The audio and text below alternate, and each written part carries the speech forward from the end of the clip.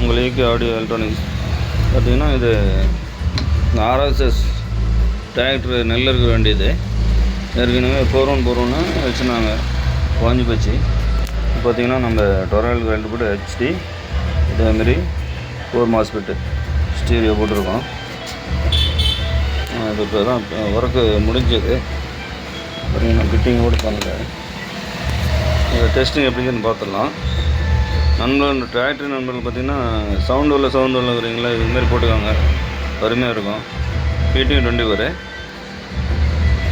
பாருங்கள், இது ஆன் பண்ணி பார்த்துட்டு போடலாம்.